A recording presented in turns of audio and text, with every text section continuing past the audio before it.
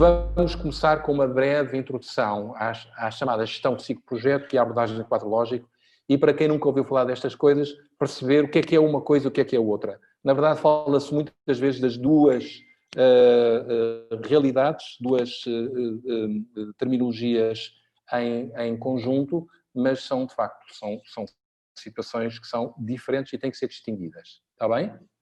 Começamos, se me permitem, antes de mais, mesmo não entrando ainda na definição do que é o ciclo de gestão de projeto e o quadro lógico,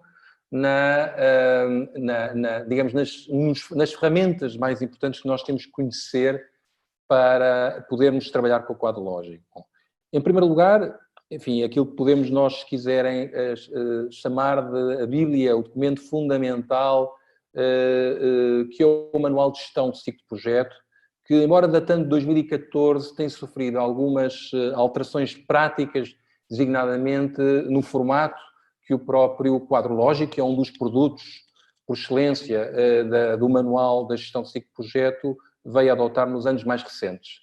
Ele está disponível no na vossa pasta, mas não é o único documento a ter em atenção. Nós partilhamos convosco, já agora, eu vou tentar fazer isso para vocês terem a noção do que é que eu estou a falar, também outro manual que eu julgo que é importante e que está em português. É um manual, aliás, que resulta de um projeto no qual, desculpem, não é isto, olha, acabei por não pôr aqui aquilo que eu queria. Sim. Que é isto. É um manual que resulta de um projeto que foi até gerido à data, administrado pelo Instituto Marquês de Valflor, e as pessoas que estão aí do Instituto, que é o projeto de apoio aos atores não estatais na Guiné-Bissau. Este manual é, se quiserem, uma versão adaptada do grande manual de 2014, atualizada à data, neste caso, de 2012. Ora bem, é preciso ter alguma atenção, porque algumas ferramentas, e designadamente a apresentação do próprio modelo do quadro lógico, mudou, mas, na sua essência, a metodologia a adotar permanece em grande medida a mesma. Eu acho que é um ótimo documento de trabalho, tem muitas ferramentas que vocês podem usar em complemento ao grande manual da União Europeia para o desenho dos vossos projetos. E se quiserem, se vocês que aí estão a ouvir-me, conhecerem alguma outra ferramenta do ponto de vista mais teórico que possa ser útil no contexto dos projetos a executarem em Cabo Verde e que seja já agora em português, que o queira partilhar, está bem? Eu vou agora desligar isto e vou voltar onde estávamos. Espera aí, não era bem aqui, porque eu queria compartilhar.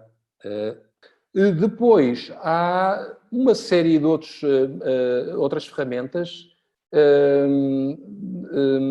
designadamente no site da própria Concord, a Associação de ONGs Europeias, ferramentas da própria Direção-Geral de Cooperação, a DEFCO EuropeAid, não é? Se quiserem vão ao Google e escrevem EuropeAid e depois põem em inglês na pesquisa Project Management e vão encontrar uma série de materiais que deverão ser úteis para o desenho e execução de projetos. Depois têm aquilo que nós vamos ver, sobretudo na próxima semana, que é o Guia Prático de Procedimentos Contratuais e Financeiros da própria execução, tudo o que tem a ver com aquisição de serviços e bens, por exemplo, e todas as regras procedimentais da gestão do vosso contrato, alterações ao orçamento, por exemplo, a estrutura do orçamento, que são despesas elegíveis e não elegíveis. Bom, esse, evidentemente, também é um documento a terem atenção e que nós vamos ver mais em detalhe na próxima semana.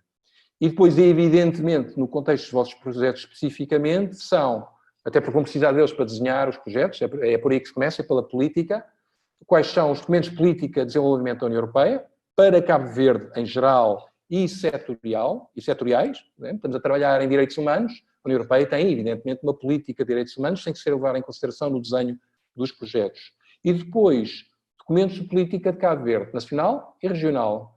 Desde logo, o documento de estratégia de desenvolvimento de Cabo Verde, se houver aí alguém que me possa recordar qual é o nome, porque todos os países têm o seu nome diferente, pode ligar o microfone e dizer, aqui em Cabo Verde, o documento estratégico de desenvolvimento, ou a Agenda 2025, tem o nome de, já agora, se alguém quiser participar, não se iniba, está bem? Eu agora não estou a conseguir ter acesso aqui ao vosso chat, portanto, se alguém quiser, esteja à vontade para dizer. Alguém quer dizer? Ou transmita à Ana, porque eu não estou a ver o chat ou o bate-papo, e a Ana depois partilha connosco, senão avançamos. Ou seja, Cabo Verde tem certamente um documento estratégico de desenvolvimento para todos os setores, a um determinado prazo de execução, e depois tem todas as políticas nacionais relevantes para o ambiente, para o território, ou para a saúde pública, o que for, e esses também são documentos que são importantes ter em atenção. Pois mais à frente eu vou-vos indicar algumas dicas também sobre ferramentas que podem ser úteis no desenho de indicadores. Há alguns sites muito úteis que vos podem ajudar a construir indicadores de acordo com as diversas áreas sociais, para projetos de saúde, para projetos de governação, para projetos de género, o que for, não é? Portanto, este material está, a maior parte dele, disponível já na Drive. Se, por favor, se tiverem algum outro contributo, e este é um apelo mesmo que eu faço, sobretudo a quem tem mais experiência nestas matérias, que queira dar, por favor, envie para a Ana, não é? E será feito o upload na Drive. Okay? Isto é, basicamente, a base, se quiserem, jurídica, não é jurídica, mas operacional, de planeamento, de política para esta matéria do quadro lógico. Depois, normalmente, o manual do quadro lógico, e quando se fala em quadro lógico, costuma começar por fazer uma distinção entre aquilo que nós chamamos de gestão de ciclo-projeto e aquilo que é a abordagem do quadro lógico propriamente dito. Bom, basicamente, a ideia é esta. Temos aqui à vossa frente um ciclo de gestão de projeto que a própria União Europeia segue sempre que, por exemplo, em Cabo Verde, decide apoiar ou desenhar um novo projeto. Por exemplo, o OSCAL, o projeto da sociedade civil e das autoridades locais, seguiu necessariamente este ciclo para ser executado. E o que eu quero dizer aqui é que a própria União Europeia, em conjunto com a delegação, o coordenador nacional de Cabo Verde e a sede, participou no desenho do projeto de acordo com esta lógica que já vos vou passar a explicar a seguir. Mas eu diria que o que é mais importante nem é sequer a abordagem da União Europeia, é a abordagem de ciclo-projeto das vossas próprias organizações. Se calhar não o fazem de uma forma sistemática e estruturada, mas a verdade é que todos vocês têm necessariamente uma missão, as vossas organizações, têm uma estratégia, a X anos, e eventualmente têm aquilo que nós chamamos de áreas-chave que pretendem executar por áreas temáticas ou por país. São uma organização que está em Cabo Verde a trabalhar na Ilha do Maio e que se dedica exclusivamente às questões do turismo sustentável, estou eu a dizer, não é? Por exemplo, e faz parte da vossa missão e é aquilo aqui que nós podíamos chamar da fase de programação dos vossos projetos. Obrigado. Eu estou a ver o Luís, acho que, não sei se foi o Luís, não, alguém parece ter ligado o microfone. Peço a vossa atenção para ter o microfone desligado, está bem? Mas não deixem de participar pelo chat, eu lamentavelmente agora não estou a ver. Se for caso disso, Ana, faz-me um sinal e diz, há aqui uma pergunta, há aqui um comentário, e nós paramos, ok? Portanto, no caso da União Europeia propriamente dita, eu vou tentar andar a par e passo. A União Europeia para Cabo Verde tem um programa indicativo, de 2014 a 2020, está a chegar ao final este ano, e que indica quais são as áreas-chave onde a União Europeia decidiu investir. Devo dizer que a área da sociedade civil não é, apesar de tudo, uma área-chave, e normalmente não é uma área-chave, digamos, do financiamento da União Europeia. São reservadas verbas de valor inferior, substancialmente inferior, quando comparado com projetos de assistência técnica ou infraestruturas ou o que for, e, portanto, nos programas indicativos nacionais, a sociedade civil normalmente aparece como setor não focal, ok? Tranquilo, não é... tranquilo, digo eu, não é? A não ser que nós entendamos que a sociedade civil devia ter um papel preponderante, e é uma questão mais de advocacy junto da Comissão, para que tenha uma abordagem diferente ao investimento que faz na sociedade civil. Isso é a programação. E depois, agora volto às vossas organizações, todos vós têm uma fase de identificação de projetos, ou seja, andam à procura, em bom rigor, de projetos que estejam alinhados com a vossa programação e a vossa estratégia. que trabalham na área do turismo sustentável vão tentar identificar oportunidades de financiamento de projetos, vão olhar para os portais da União Europeia e outro tipo de oportunidades que não sejam necessariamente só através de financiamento da União Europeia ou de concursos, para poderem formular projetos que casem com aquilo que vocês consideram ser a necessidade identificada. Portanto, por identificação, entendemos uma necessidade que é identificada. A formulação é a fase seguinte. Eu identifiquei uma necessidade, por exemplo, promover o turismo sustentável na Ilha do Maio, então agora vou sim desenhar um projeto, vou formular um projeto, ok? E isto, a União Europeia faz as mesmas coisas. Vocês não se dão conta, é uma coisa que normalmente nós não vemos, mas a União Europeia, através dos chamados documentos de identificação e de formulação, para o OSCAL, por exemplo, preparou um macro documento onde definiu não sei quantos milhões de euros são alocados a esta atividade e disse, este é o projeto da sociedade civil para Cabo Verde. E vocês aparecem como, no fundo, um microprojeto no contexto de uma pool de fundos que foi desenhada pela União Europeia na fase de formulação. E que dá origem a um documento que nós chamamos de documento de ação do projeto. Okay? E que no vosso caso, se quiserem, mal comparado, seria o equiparado à vossa proposta, à proposta que apresentaram na fase de candidatura. E depois, no caso da União Europeia, há sempre uma decisão de financiamento. A Comissão, ao nível central, normalmente tem que dar o ok a dizer vamos então para a frente, vamos financiar o OSCAL, está em linha com as linhas estratégicas mais importantes da Comissão para o país e assina-se então aquilo que nós chamamos de uma convenção de financiamento com Cabo Verde para dar cumprimento ao OSCAL. Isto traduzido na linguagem subvenções na vossa realidade é aquilo que nós poderíamos chamar um contrato de subvenção que vocês assinaram com a União Europeia, com as devidas adaptações, ok? Também sempre a gestão de projeto. E depois entramos na fase de implementação do projeto. E isso às vezes leva muitas confusões na terminologia, porque se vocês falarem em implementação para a delegação, e quem está aí da delegação sabe, do ponto de vista deles, implementar um projeto é lançar concursos e monitorizar, acompanhar a execução dos contratos. Na vossa perspectiva, implementar é cumprir as obrigações que resultam do projeto, do contrato, ou seja, o quadro lógico, o plano de atividade, o calendário de atividades e o orçamento, fundamentalmente, não é? Pronto, reportando à Comissão, à delegação, normalmente uma base anual, a execução operacional e financeira dos projetos, até para disputar novos pedidos de pré-financiamento. E ao longo de toda a implementação, normalmente fazemos monitoria da execução do projeto. A União Europeia supostamente faz o mesmo também. A par e passo tenta, há várias ferramentas possíveis, infelizmente, quanto mais não seja, às vezes nem sempre é possível, quanto mais não seja com base nos vossos relatórios, e isso é a monitoria que a Comissão faz da execução dos projetos. No que vos diz respeito, a monitoria é o que vamos discutir, afinal, da manhã. Eu gostava de saber como é que vocês fazem essa monitoria, que é uma coisa normalmente desafiante, complicada, leva tempo e dinheiro, e, enfim, mas há uns serviços mínimos, pelo menos, que temos que prestar em matéria de monitoria e avaliação, e é isso eu vou pedir toda a vossa experiência, eu não sou um perito em monitoria e avaliação, como é que, à escala dos pequenos projetos que aqui temos, conseguimos, no mínimo, montar um pequeno sistema de monitoria, até porque isso é fundamental para o próprio quadro lógico, que tem que ser acompanhado, atualizado, à medida que o projeto for evoluindo.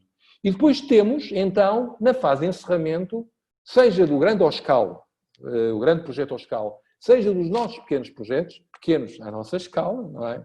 Grandes no impacto e na importância, como é evidente, temos então a auditoria e a avaliação. A auditoria basicamente tem a ver com prestação de contas.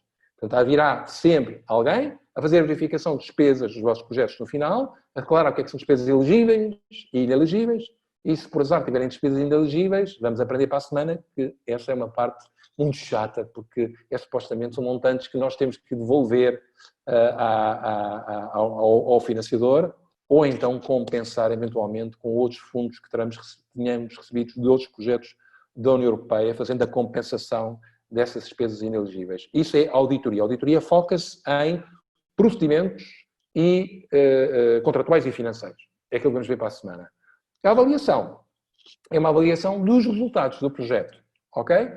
Não é obrigatório, como sabemos, que os vossos projetos, eu não sei se vocês o fizeram, tenham uma fase final de avaliação, propriamente dita, Que tipo de avaliação é escolhida também não sei, se é avaliação de resultados, se é avaliação de impacto, que é, enfim, normalmente bastante mais desafiante, mas quanto mais não seja, a União Europeia tem que fazer a avaliação do grande programa da sociedade civil e, portanto, há ferramentas para o fazer e a própria delegação também tem ferramentas para fazer a monitoria da execução destes projetos todos através, não sei se já ouviram falar, dos exercícios ROM, ou Results Oriented Monitoring, as missões ROM ao terreno, que visam verificar se o grande projeto está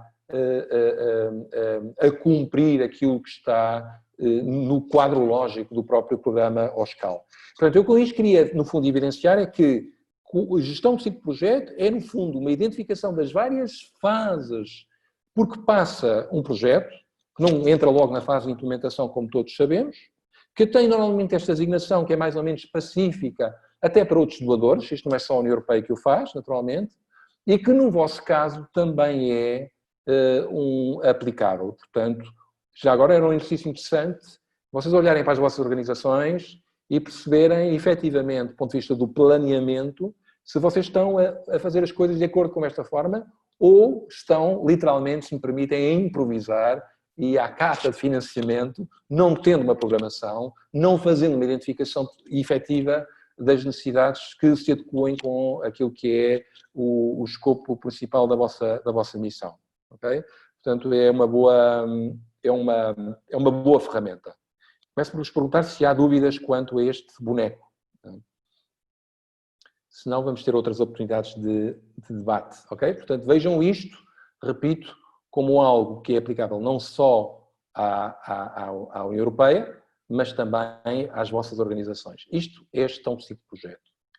E o que é que quer dizer cada fase do ciclo? Se pudéssemos resumir numa palavra, então é o seguinte: programação são as prioridades estratégicas de atuação da organização, União Europeia ou as vossas, não é?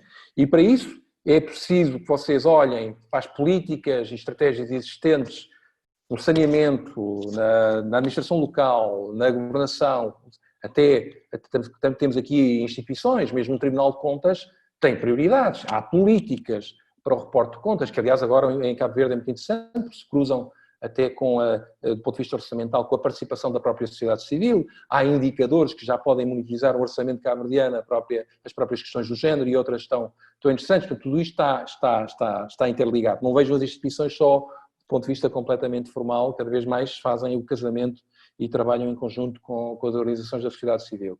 E, portanto, o objetivo é identificar as principais questões que a União Europeia, em cooperação com o país, gostaria de abordar. Isto é fundamental, é algo que às vezes nos escapa, que é, para a minha organização poder funcionar, eu tenho que fazer, e para eu conseguir ou ter financiamento da União Europeia, eu não posso ter prioridades que não se casem com as da União Europeia, porque vocês já fizeram as candidaturas dos vossos projetos e uma das coisas que vos permite, um dos critérios de avaliação é, se bem se recordam, a pertinência ou a relevância, não é? E, portanto, o nosso projeto tem que ser pertinente para alcançar ou para contribuir para as políticas da União Europeia no país e para contribuir para as políticas do governo cabo-verdiano no setor e no país. E, portanto, conhecer as prioridades é fundamental antes de avançarmos para uma identificação propriamente de necessidades, que é a fase de identificação. Portanto, nas necessidades, aí sim, temos que definir quais são as áreas prioritárias onde queremos trabalhar. E há uma miríade de áreas prioritárias em qualquer setor. O setor de saneamento, posso trabalhar tanto em educação, em cidadania, como em infraestruturas, como em desenvolvimento de novas tecnologias, tarifário, o que for. Portanto, as necessidades têm que ser adequadas e aí, evidentemente, casadas com a nossa vocação enquanto organização.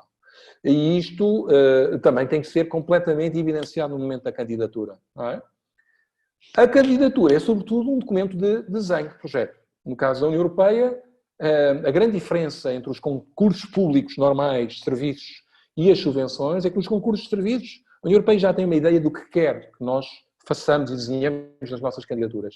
No caso das subvenções para o setor não lucrativo e institucional, que é o que estamos a falar, a União Europeia pede-nos que nós desenhemos os projetos.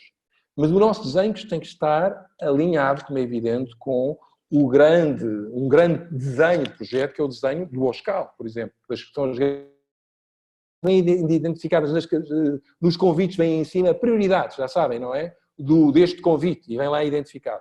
Portanto, temos que identificar as nossas necessidades e o desenho do nosso projeto com as grandes prioridades. Pronto.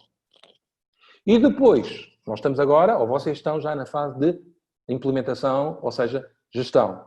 Gestão de recursos humanos, execução da ação e monitoria de progresso. Pronto, isso é a fase de gestão.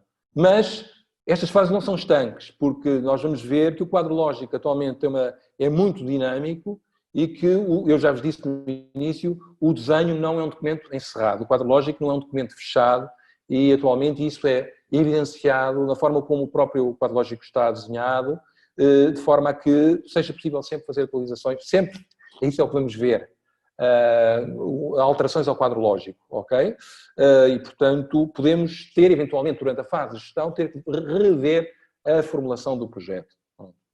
E, finalmente, temos normalmente uma fase de encerramento ou de aprendizagem ou de lições aprendidas daquilo que resultou do nosso projeto e aquilo que podemos aprender no desenho de novos projetos, ok? É muito importante. Há organizações que, isto não é crítica nenhuma, eu próprio já trabalhei em organizações que aprendem muito pouco com os seus erros, não é? E há, até do ponto de vista institucional, pouca memória, porque é uma grande rotatividade pessoal e, portanto, muitas vezes continuam-se a fazer os mesmos erros, seja na identificação, na formulação e na gestão de projetos. E, portanto, nesta fase é muito importante. E, portanto, basicamente, esta é a grande diferença. Enquanto que a gestão do psicoprojeto, que eu acabei de vos explicar, define as diferentes fases do projeto, programação, identificação, formulação, implementação, monitoria e avaliação, portanto, e, digamos, define de alguma forma também um processo de decisão e de implementação, do modo como isso seja definido, seja pela União Europeia, à macroescala, seja à nossa escala. O quadro lógico, que agora vamos entrar na abordagem quadro lógico, é tão só e apenas uma ferramenta, é um desenho, é uma representação gráfica do planeamento, da gestão e da avaliação dos programas. E que vai ser sobretudo útil para a fase de desenho e para a fase de monitoria e avaliação, ok? Mas é uma representação gráfica. O produto, a matriz de enquadramento lógico.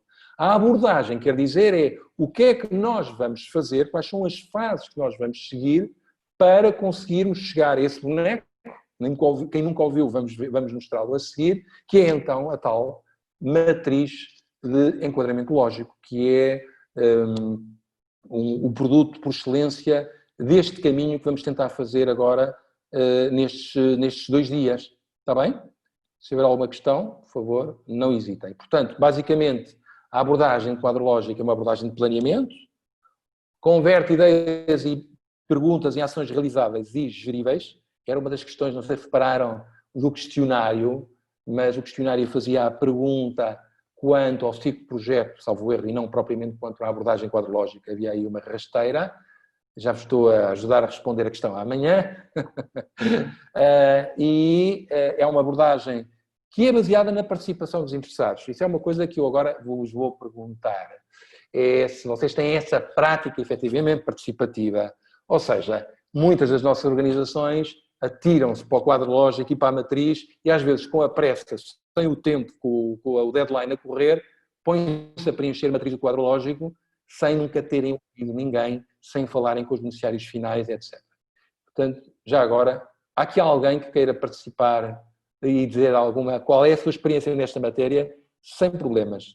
Eu sei que isto está a ser gravado, mas eu acho que aquilo que vocês disserem é perfeitamente compreendido pelos outros. Ou seja, a minha pergunta, peço a maior honestidade, é: sentem que, com todos estes anos de experiência de organização, vocês ainda têm tempo para fazer uma verdadeira análise de atores, vos sentarem com eles numa sala, para definirem as necessidades do projeto e desenharem conjuntamente o que é que são as atividades, o que é que são os resultados do projeto que querem executar?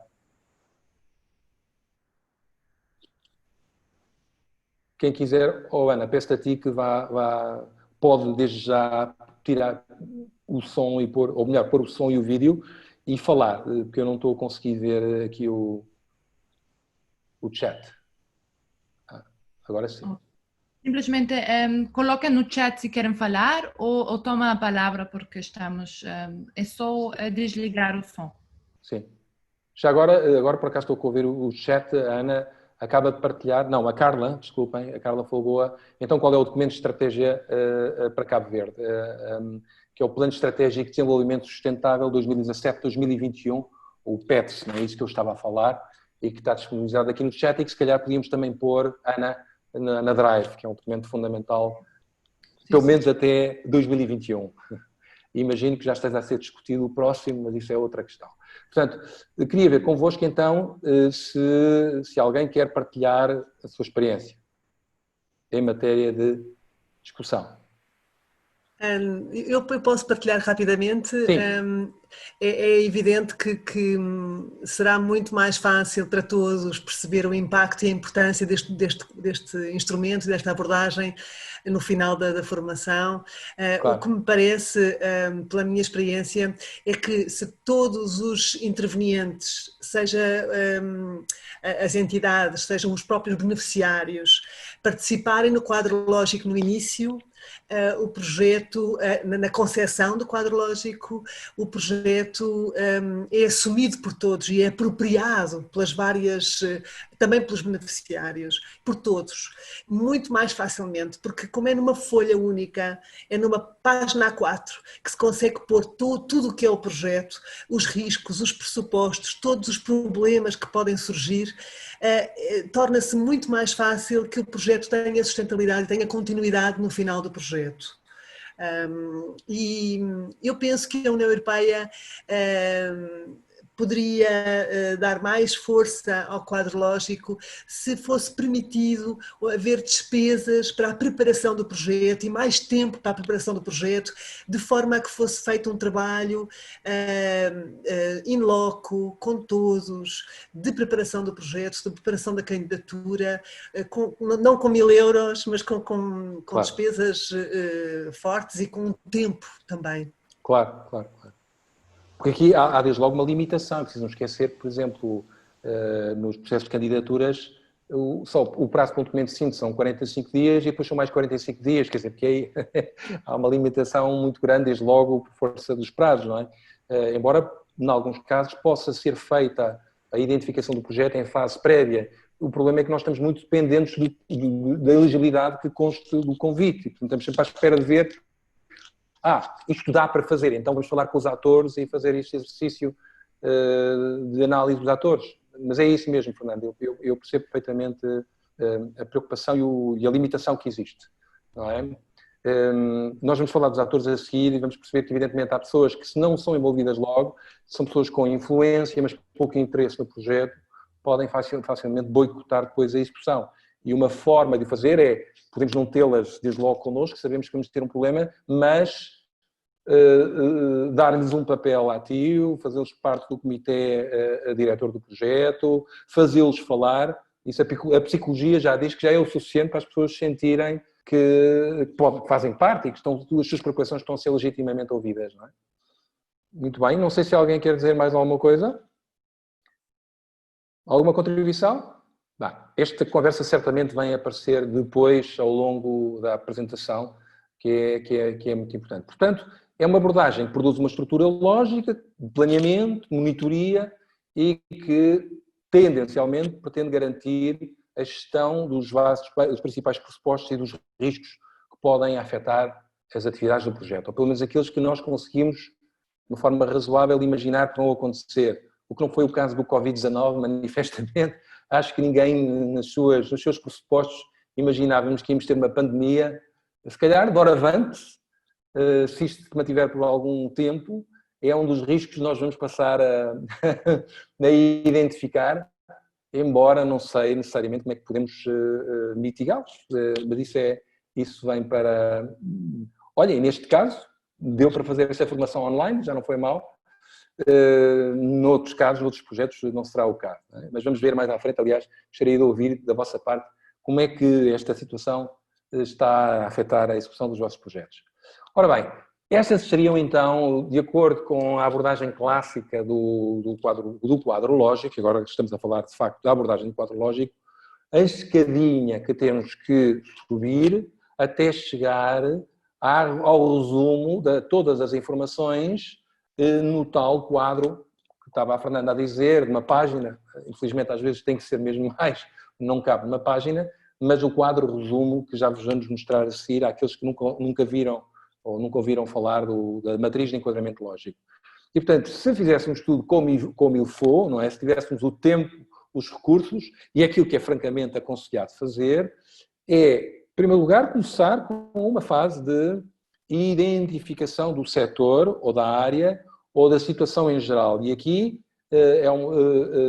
a questão da política é muito importante. Fazer uma análise de política setorial para o setor que nós estamos a trabalhar. Ter noção, e essa é uma coisa que nós podemos fazer hoje. Não precisamos esperar para que os projetos ou os convites apareçam.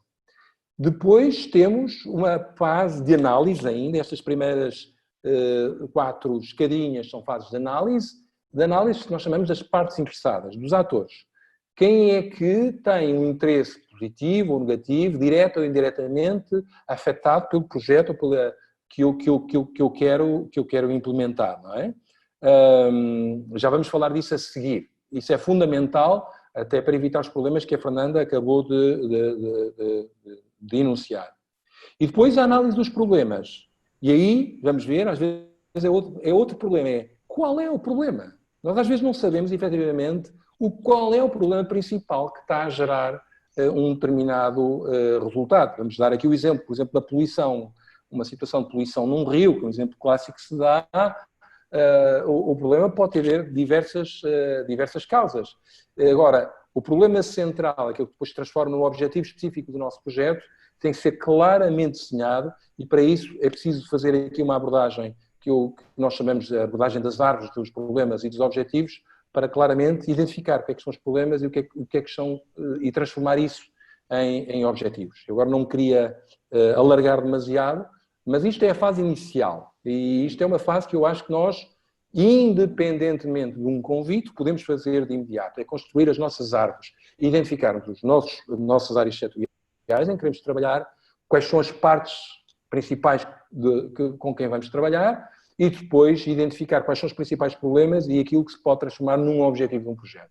E depois aguardar que exista eventualmente uma fonte de financiamento, um convite. Porque aí sim, nós, na escadinha, fase seguinte da escadinha, vamos ter que casar aquilo que é a nossa estratégia de intervenção com aquilo que é elegível de acordo com o convite.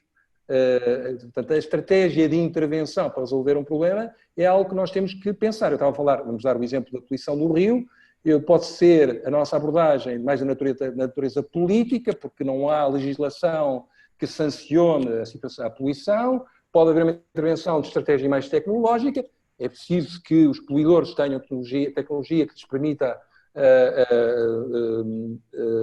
tratar os efluentes, por exemplo.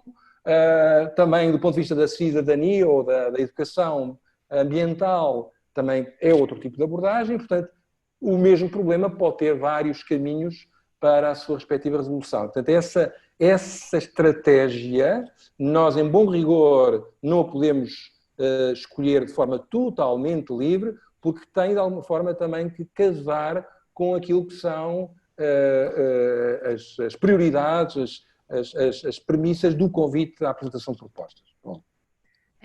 Tiago, só para dizer que tem aqui 2 comentários que vou ler, da parte do Aguinaldo, que escreveu antes de que tu começaste a falar do árvore de problemas. Nós temos tido esta prática participativa com as comunidades através da elaboração da árvore de problemas e árvore de objetivos, e a partir daí são identificadas as ações e os meios que devem ser postos em marcha para resolver os problemas identificados.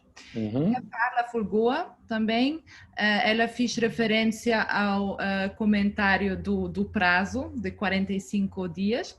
Entre o lançamento de um convite e a sua atribuição decora mais ou menos 6 a 8 meses, seria difícil que os prazos fossem alargados para a apresentação dos documentos, pois o decurso entre a identificação dos problemas e a implementação seria extremamente longa. De qualquer forma, a nossa prática em Cabo Verde tem sido de dar mais do que 45 dias. Não podemos financiar fases prévias à atribuição dos contratos, mas procuramos contribuir para melhores identificações, como, por exemplo, esta formação. A identificação é um fator-chave. Exatamente. Bom, eu agradeço os dois comentários muito pertinentes. Honestamente, fico muito satisfeito com o que disse o Aguinaldo. É claramente uma boa prática. Se me permite, Aguinaldo, perguntar-lhe, e aí pode pôr a voz e o vídeo, é se este desenho das árvores problemas e das árvores de objetivos ocorre ainda antes de vocês responderem aos convites à apresentação de propostas dos financiadores, ou se só o fazem quando já têm um convite concreto e nessa altura é que fazem o desenho das árvores dos problemas e dos objetivos. Pode ser que o Aguinaldo não tenha o microfone. Não está. Lembras, por isso está a escrever. Okay. Mas, bom, caso que responda, vamos, está sem som. Muito bem. Aguinaldo, pode ir respondendo, que eu, entretanto, vou também fazer agora a pergunta à Carla. Carla, admitindo que estás aí também, eu depois vou-te pedir para comentar isto, se para esta formação é evidentemente excelente, é uma boa prática, que lamentavelmente não existe muitas vezes nos projetos de atores não estatais que eu tenho vindo para aí, embora cada vez mais começa a ter esta componente de capacitação que estamos aqui a ter.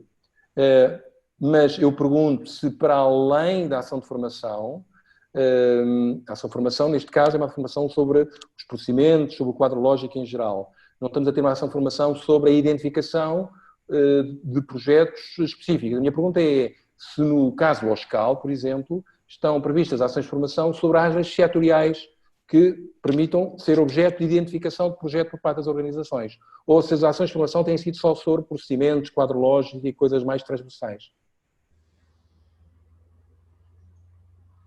As ações de formação têm sido, sobretudo, sobre estas áreas mais transversais. Ok. Não tem...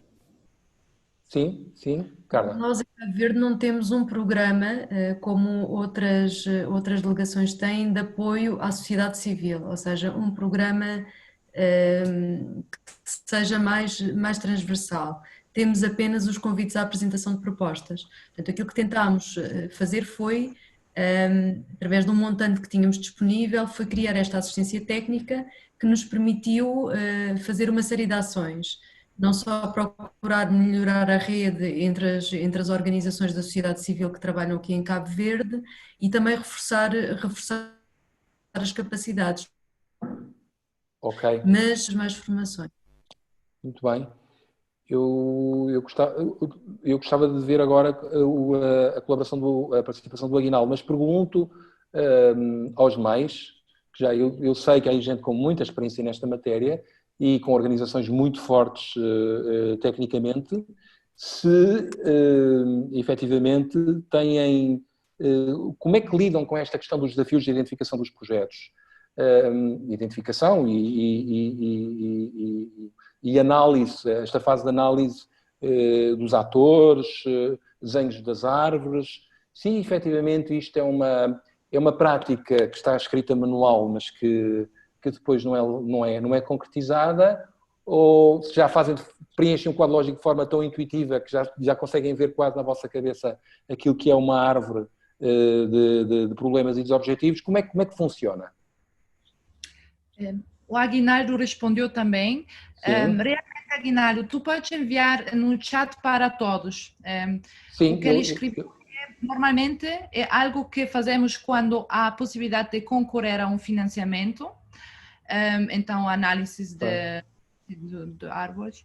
Muito embora, tendo em conta que temos várias atividades no terreno e contactos permanentes e com as comunidades, o levantamento das necessidades é quase permanente. Ok. E o Mário Muniz também escreveu, também podem ser enviadas todas as mensagens no chat para todos, tem lá uma opção para colocar todos.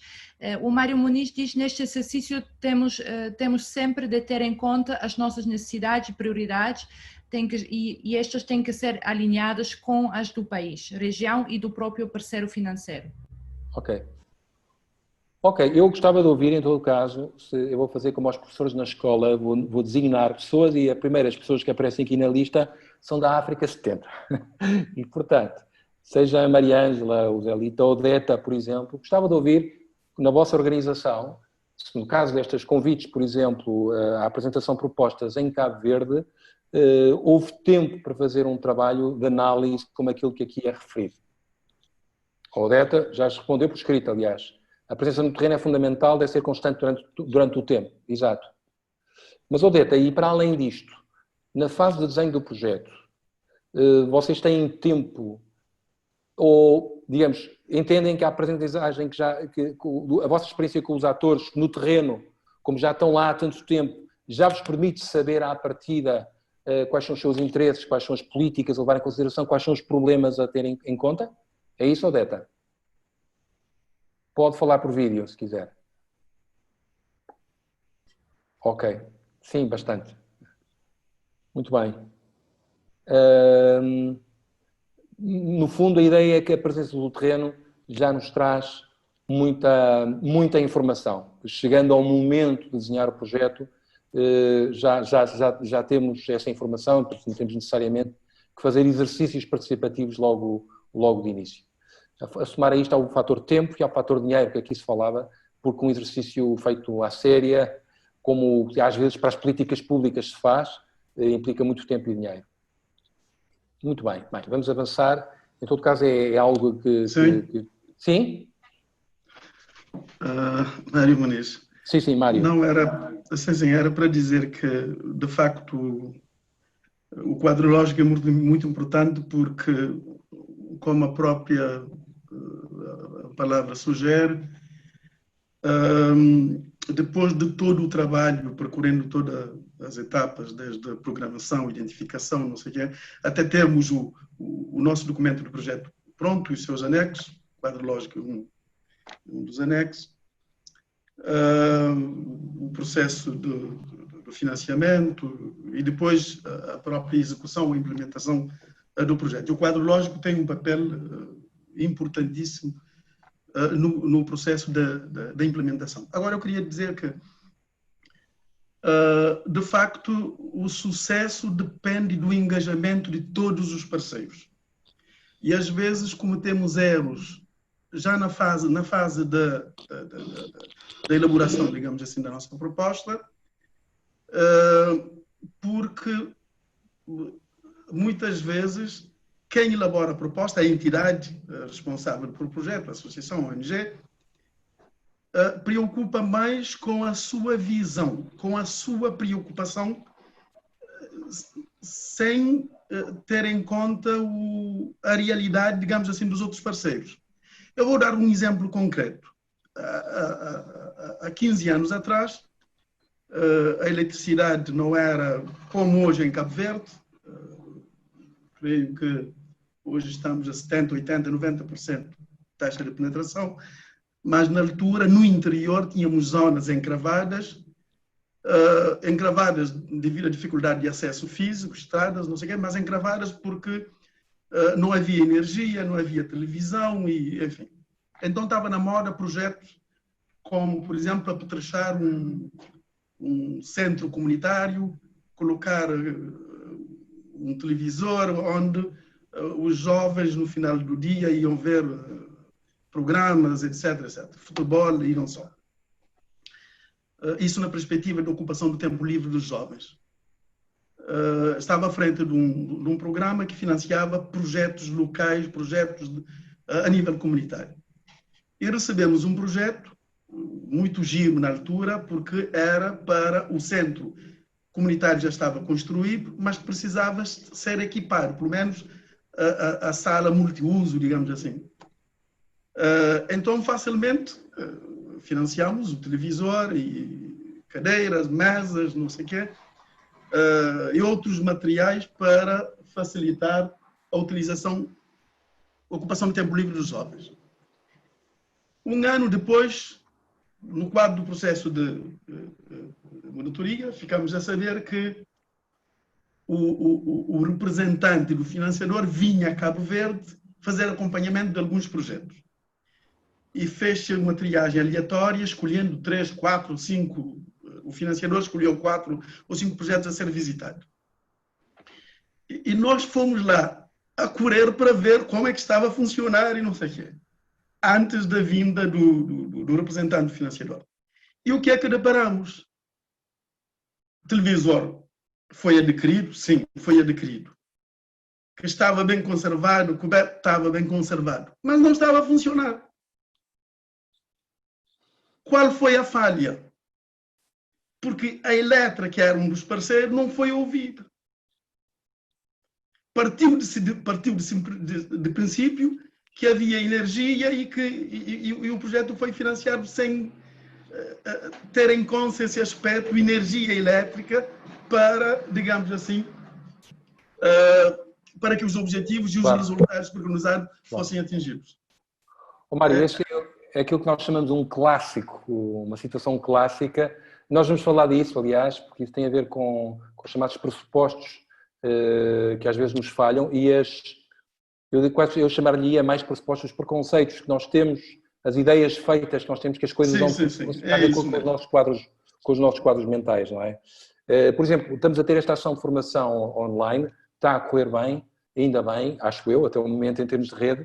Há países onde isso não seria de todo viável e, portanto, poderíamos assumir aquelas pessoas, pronto, não posso fazer presencial, vamos fazer online. E depois chega à altura da verdade e não funciona.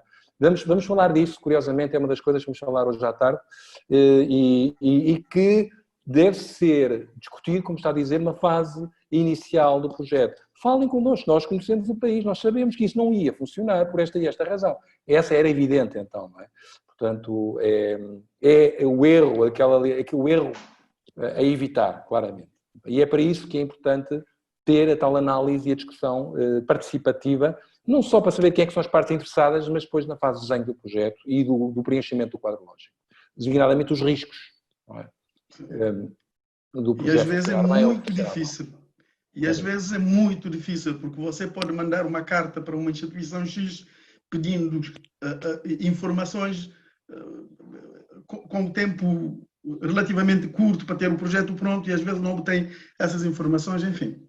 Há muitos constrangimentos na fase da elaboração do projeto e, sobretudo, quando se tratam de organizações com uma fraca capacidade institucional, que têm poucos recursos.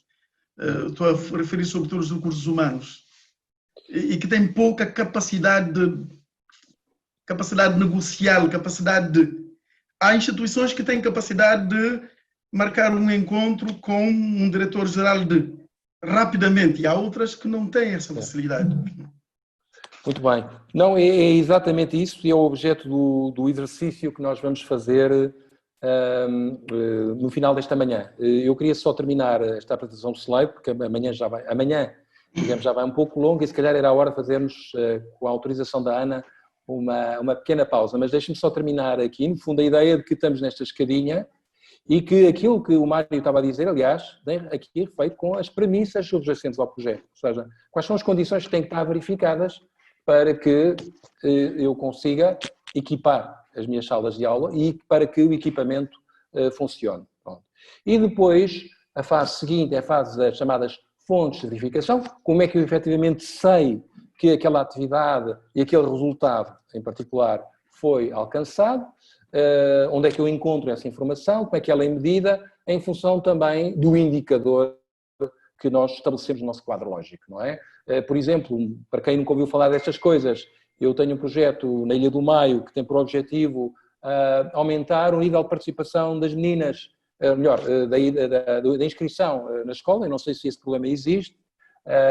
Em particular, há muitos sítios onde é dada prevalência aos rapazes e as meninas ficam em casa e então queremos aumentar o nível de participação. Então o indicador seria, ao fim de X tempo, temos uma taxa de inscrição na escola primária que aumentou em X%. Isto é o indicador, 2% ao final de 2 anos de aumento, por exemplo, ou 3%. Tínhamos que encontrar uma fonte de verificação, que eram eventualmente as estatísticas, os relatórios do Ministério ou da Direção Municipal de Educação sobre esta matéria. Isso é a fonte de verificação. E, finalmente, o produto final, e aquilo que nós queremos todos preencher e que precisamos, que é um documento fundamental na candidatura. Então aí resumimos todas as informações coligidas num quadro lógico, cuja estrutura eu depois vamos mostrar-lhes a seguir se calhar uma breve pausa. E eu penso que, Ana, 10 minutos? Sim, vou ler o último comentário da Carla Fulgoa, da delegação. Sim. E fazemos a pausa diretamente, se não há mais comentários. Da nossa experiência, o nível da delegação, a identificação é a fase mais frágil nos projetos e que naturalmente determina todo o projeto. Ter o tempo necessário para uma boa identificação é a chave do sucesso dos projetos. Verificamos que muitas vezes os beneficiários finais não são consultados, muitas vezes as instituições que têm que ser envolvidas não se disponibilizam para prestar informações. As complementaridades com outras ações também muitas vezes não são tidas em conta. Basicamente, não é visto por muitas instituições como prioritário ou que se paga mais tarde. Exatamente. E eu, só para terminar, se me permitem, há um outro fator que eu acho que é horrível, até tenho vergonha quase de o dizer, até porque participei, já colaborei com algumas ONGs e verifico, que é as organizações precisam sobreviver financeiramente. Então correm atrás de candidaturas, muitas vezes, em busca de os chamados os custos indiretos, com 7% do valor total dos custos diretos das subvenções. Ou seja, utilizam muitas vezes o projeto, não só, evidentemente, que há uma missão muito nobre de executar um projeto e alcançar resultados, mas também é uma forma de manter a organização a trabalhar, não é? Há que manter as organizações a funcionar. Eu sei que isto é um pouco polémico o que eu estou a dizer, mas muitas vezes há essa tentação, nós precisamos de participar em X convites ou atingir um volume de negócios, chamemos assim, de X, não é? Para manter a casa a andar, não é? E, portanto, às vezes isto desvirtua completamente a razão pelo qual a missão da nossa organização. Isso é completamente a evitar. Ana, quanto tempo? Achas que 10 minutos? 15 minutos? Podemos dar até 11h30. 11h30, ok. Todo mundo pode entrar, pode ou ficar registrado agora, que seria o mais fácil, caso que tenha boa internet e não tem problemas, não precisa sair da reunião, ou se não, entra de novo no link que disponibilizamos. O link é o mesmo. Obrigado. Okay? Até já. Sim, eu vou deixar a reunião aberta. Ok. Bom café. De facto, há vertentes de quadro lógico que normalmente não são dadas tanta importância, mas que são essenciais. Porque o quadro lógico é um documento dinâmico, não visa estar lá pendurado, digamos, só para nós podermos obter o financiamento e depois nos nortearmos por aquilo que são as atividades e os resultados nele identificados. A verdade é que é o quadro lógico que nos permite, que é o nosso norte, que nos orienta, que nos permite adaptar o projeto. Aquilo que temos que adaptar está lá identificado e se houver uma alteração, temos inclusivamente que alterar o conteúdo do próprio quadro lógico. Como vos disse no início, isso hoje em dia é, porventura, a maior novidade, hoje em dia, já há 5 anos atrás, é este dinamismo e este foco muito forte na questão dos resultados. Temos que alcançar os resultados. Se para isso temos que alterar alguma coisa de importante no quadro lógico, vamos a isso. Depois é com base nele que fazemos o reporte das atividades, porque as atividades estão distribuídas enumeradas por resultados. É isso que nos permite, no relatório operacional, identificar o que é que conseguimos alcançar por atividade e por resultados. Os próprios templates de formulários da União Europeia são organizados dessa forma. O quadro lógico depois se desdobra em atividades e recursos, e que nos permite montar o plano, o cronograma de atividades, como sabem, e o orçamento. Lamentavelmente não vamos ter tempo aqui para fazer um exercício prático mais detalhado como é que isso se pode fazer. E é um sumário do projeto. E, portanto, é aquilo, quem tem experiência de avaliação e as pessoas da delegação podem, porventura, confirmar, é o principal documento de avaliação de uma proposta. Permite-nos ver como é que se diz em inglês, a rational, a lógica por detrás do projeto e a pertinência do projeto também, a metodologia em geral está resumida no quadro lógico. E além de mais, ainda tem uma pequena linha que identifica meios e recursos, portanto, recursos financeiros inclusivamente. Portanto, é um verdadeiro resumo do projeto.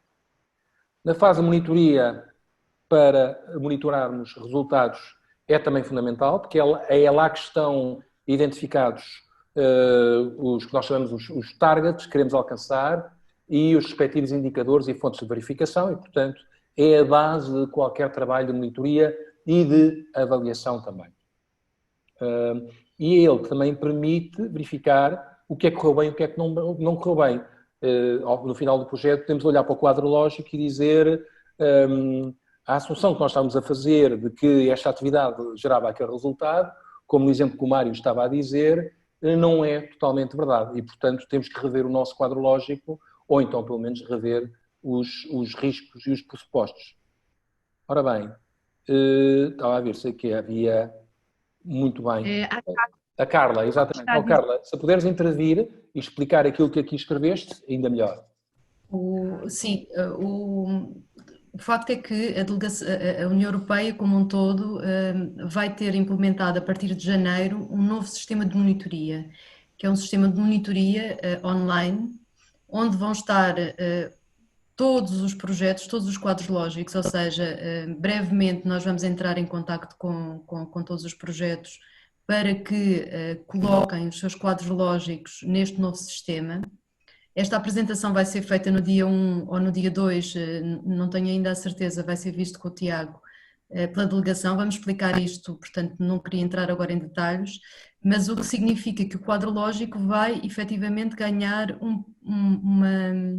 um papel completamente diferente e já não pode ser só um documento que se faz no início do projeto e que depois não se tem em conta, ou seja, quando no final de cada ano os projetos são avaliados, vai ser visível para todos e já não vai ser só a percepção da delegação da União Europeia aqui em Cabo Verde, que vai dizer se os indicadores estão a ser alcançados ou não estão a ser alcançados.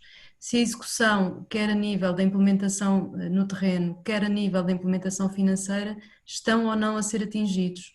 E isso vai ser visível, ou seja, vai haver o sistema de semáforos, que já existe, mas somos nós que os colocamos, com semáforo verde, amarelo e vermelho, se o projeto está a seguir o bom caminho ou não. Portanto, esta ferramenta agora vai ter realmente um papel fundamental e tem que estar bem desenhada, não é? Se não estiver bem desenhada, é realmente depois um problema para a visibilidade também do projeto, não é só para a sua implementação real, é para a visibilidade que o projeto tem junto da instituição. Então vamos avançar e vamos tentar olhar para o modelo do quadro lógico e este é, enfim, um boneco adaptado daquilo que é o modelo, o tal ferramenta, o produto final da nossa abordagem ao quadro lógico. Mas para sabermos porque é que é o novo, eu gostaria de compartilhar convosco, afinal, então, o que é que era o antigo, para se perceber o que é que mudou, efetivamente, na apresentação. Pelo menos naquilo que diz respeito digamos, à metodologia da União Europeia, porque pode haver outras abordagens, outras formas de desenhar o quadro lógico. Vamos lá ver se eu consigo agora pescar. Estão a ver? Sim, estamos a ver. Estão a ver, pronto. Então, o que eu vos estou a mostrar era aquilo que era um modelo, tal modelo do quadro lógico, até 2014. Depois, em finais de 2014, foi alterado. E, fundamentalmente, a grande diferença, eu diria, é a seguinte. Como veem, nesta versão mais antiga do quadro lógico, estas colunas que estão aqui identificadas eram apenas 4.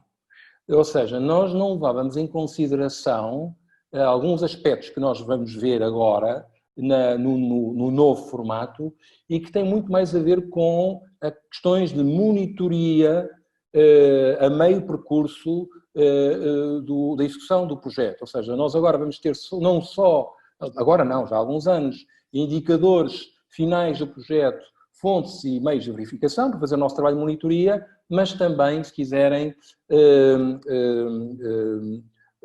indicadores de partida, de meio percurso e finais, não é? Aquilo que nós chamamos dos targets e os baselines para começar.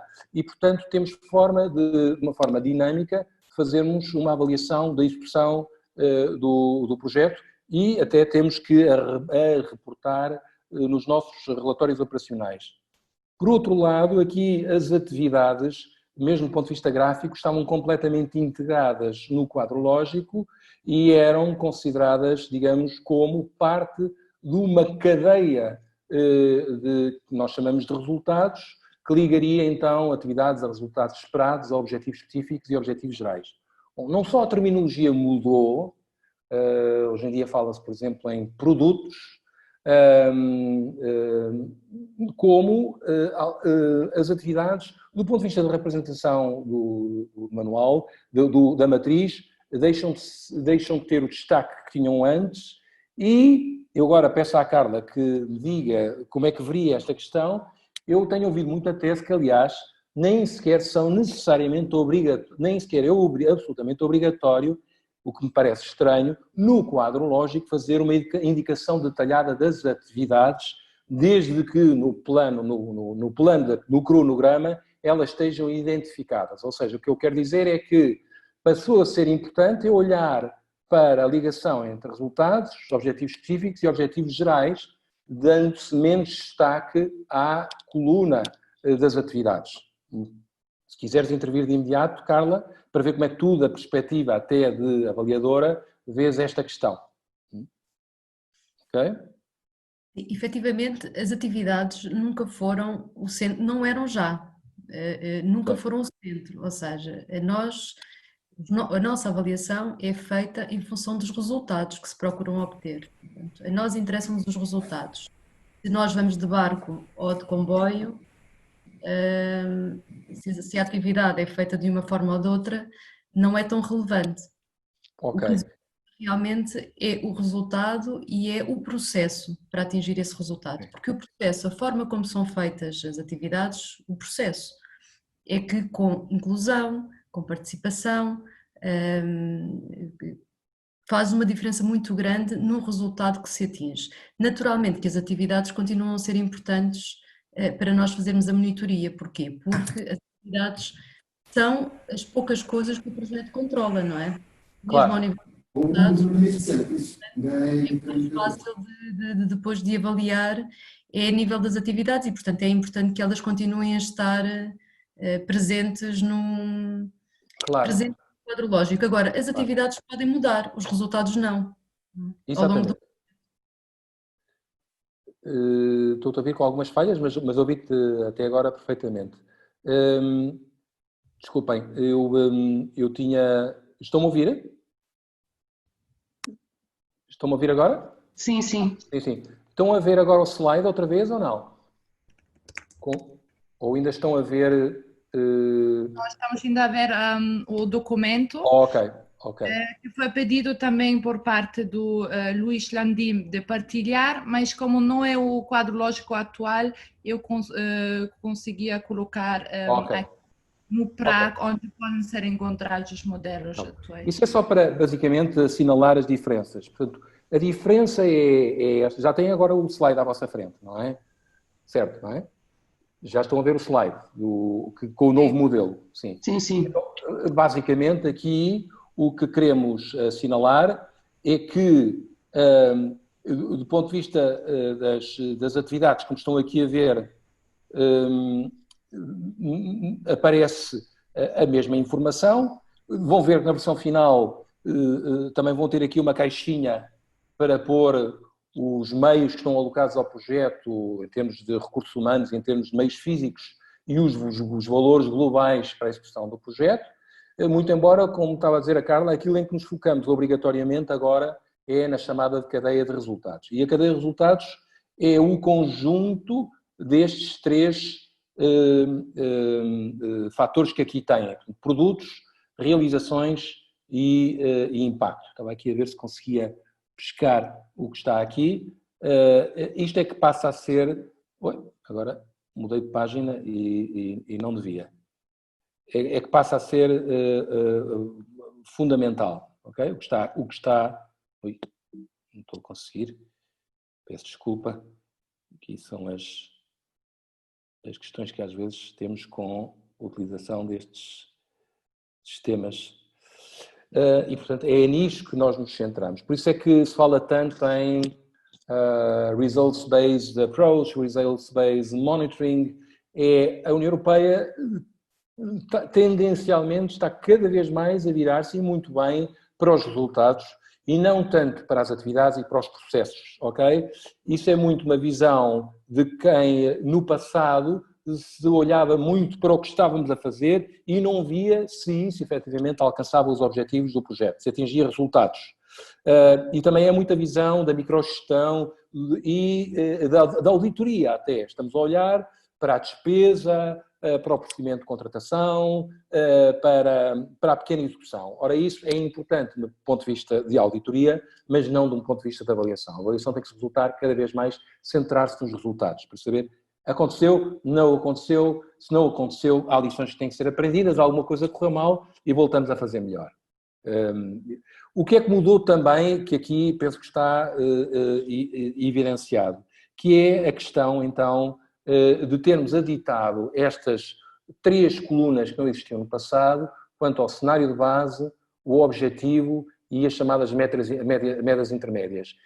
Numa perspectiva de monitoria, permite-nos saber quais são a situação de base em que nos encontramos. Por exemplo, num projeto em que queremos, como eu estava a dizer, que mais meninas do interior rural de Cabo Verde estejam inscritas, matriculadas na escola, e temos que ter dados sobre aquilo que é o nosso cenário de base. E, portanto, é mais exigente para nós do ponto de vista da fase do desenho do projeto. À partida temos que ter alguns elementos que nos permitam saber esta é a fotografia atual.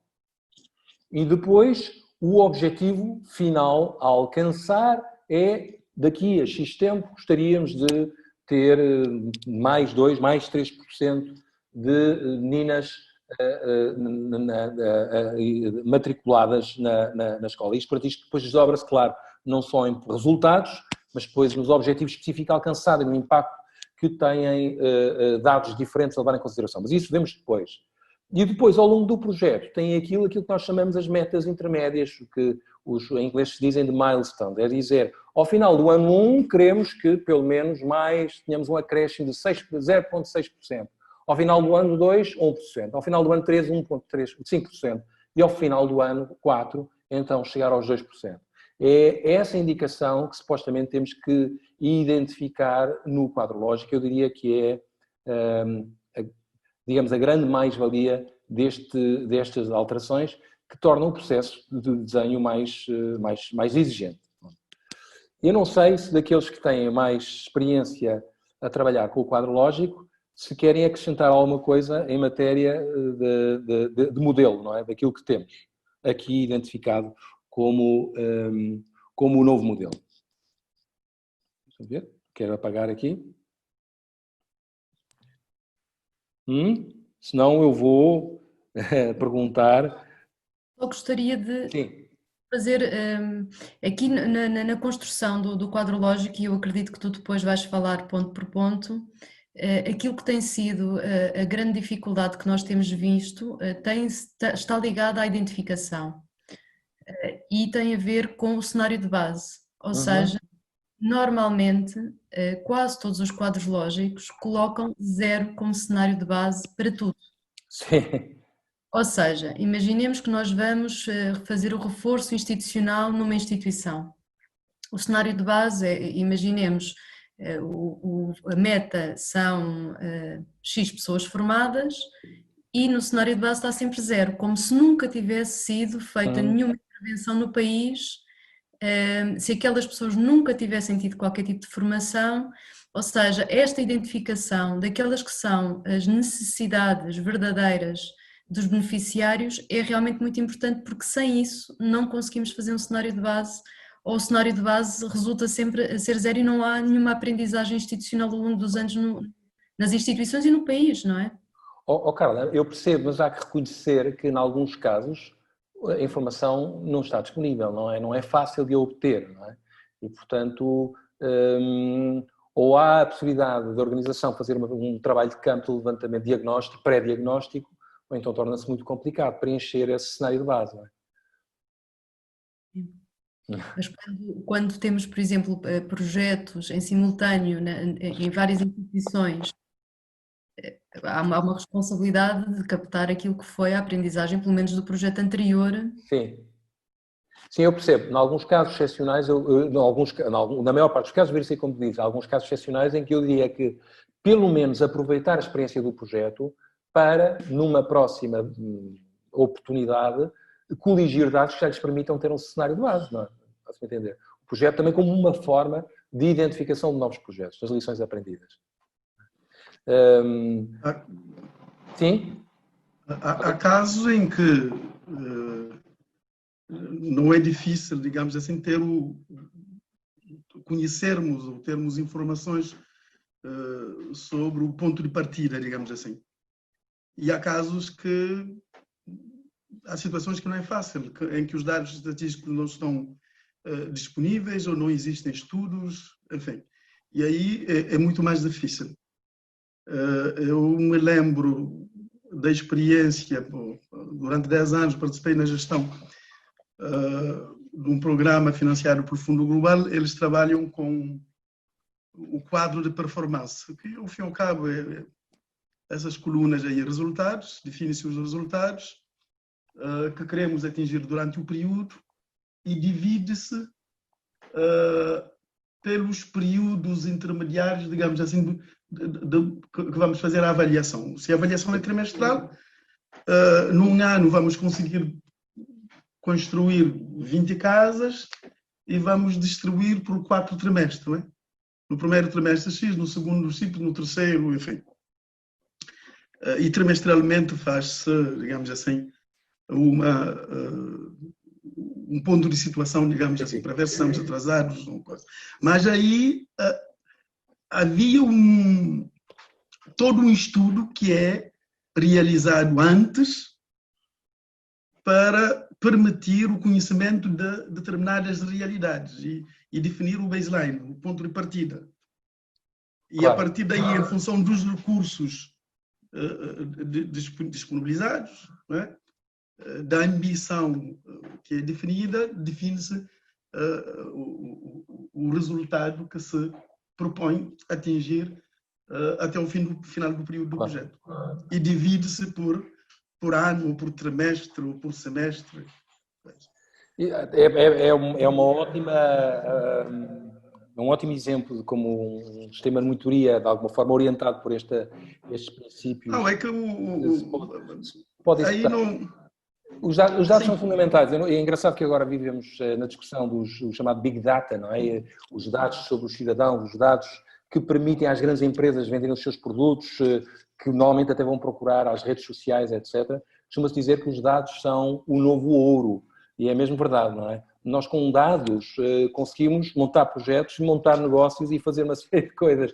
Portanto, têm um imenso valor para podermos construir os nossos projetos de forma rigorosa. E, na verdade, sem termos dados de base, voltando àquilo que a Carla diz, também não sabemos para onde é que vamos e porque é que temos que ir naquela direção e porque é que aquilo é que é o objetivo, a meta final a atingir. Se calhar, o cenário de base já está verificado de alguma forma, não é? Não faz sentido que seja meta. Só faz sentido ter metas finais ou objetivos, diria eu, se nós conhecemos bem o nosso cenário de base. Mas, de facto, é um desafio que se coloca sempre às fases de identificação. Agora, eu queria-vos mostrar um novo modelo. O novo modelo, vocês têm do quadro lógico novo desde 2015, já passou algum tempo, e é sobre esse modelo que vamos trabalhar. E, portanto, isto é uma introdução que no texto do modelo, que é um anexo do PRAC, vamos falar disso na próxima semana, é um anexo do capítulo E do Guia Prático dos Procedimentos da União Europeia e que vocês normalmente têm acesso no momento da candidatura, porque quando a delegação lança os convites, põem logo lá qual é o modelo de quadro lógico que vocês têm que seguir. E o modelo atualmente é este, portanto, está identificado aqui, portanto, está tudo explicado. Na coluna da esquerda, eu diria que é provavelmente a parte fundamental do preenchimento, temos a cadeia dos resultados, é aquela que normalmente se preenche em primeiro lugar. Na coluna do lado direito, oposto, temos os pressupostos, que é normalmente aquela que se preenche em segundo lugar, e depois temos as demais, que é aquela que se preenche no final, de acordo com uma lógica que nós já vamos ver a seguir. É fundamental, e esta formação é muito orientada para a primeira coluna e para a última, que é a questão da cadeia dos resultados e os pressupostos. Portanto, um objetivo geral, agora, já antes, de uma forma era identificado como o impacto do projeto, ou seja, a mudança a longo prazo para o qual o nosso projeto deve contribuir.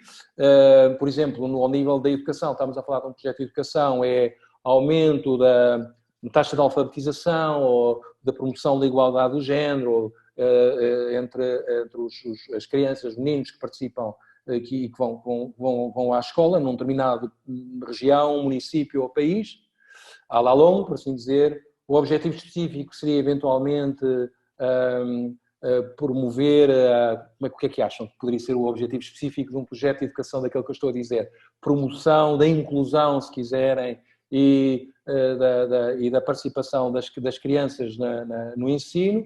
Os resultados seriam o resultado direto das nossas atividades, que podiam ser, por exemplo, ações de sensibilização junto dos pais, a construção de escolas onde elas não existissem, por exemplo, e o resultado seria escolas construídas ou pais formados e sensibilizados para promoverem a matrícula das suas crianças numa escola. Portanto, isto evidentemente é algo que nós vamos ver em detalhe, mas que é a lógica que deve presidir ao preenchimento destas colunas. E na base de tudo isto, as atividades. Eu estava a ver agora os comentários, não sei se há mais alguma. Eu estou aqui a ver alguns comentários. A Odete a dizer que não é fácil ter fontes para os indicadores na identificação do projeto. É absolutamente... Estamos a falar, Odete, nos indicadores e não nos cenários de base, é isso? O indicador a usar. Por exemplo, num projeto de educação, o indicador seria a percentagem de crianças inscritas ou matriculadas na escola. É isso que quer dizer? Se quiser pode usar o vídeo para comentar. Deixe cá ver. Eu agora estou com dificuldade aqui, não sei porquê. Exatamente, é isso. Os próprios indicadores. Amanhã eu posso-vos dar algumas ferramentas muito interessantes. Descobri 3 portais extraordinários que nos dão imensas ideias para indicadores que podemos usar na formulação dos nossos projetos. Okay? Mesmo em projetos sociais. Mas vamos falar disso amanhã, Odete. Ok? Depois a Fernanda diz que há programas que prevêem prioridade para projetos em que se faça um questionário inicial para a identificação do cenário base, por exemplo, nos casos do EE Grants. Exatamente. Quem dera que fosse sempre assim, mas porque para isso é preciso ter tempo e é preciso ter dinheiro. Ok? Muito bem. Obrigado também pela partilha que foi feita quanto aos EE Grants e o que diz sobre esta matéria.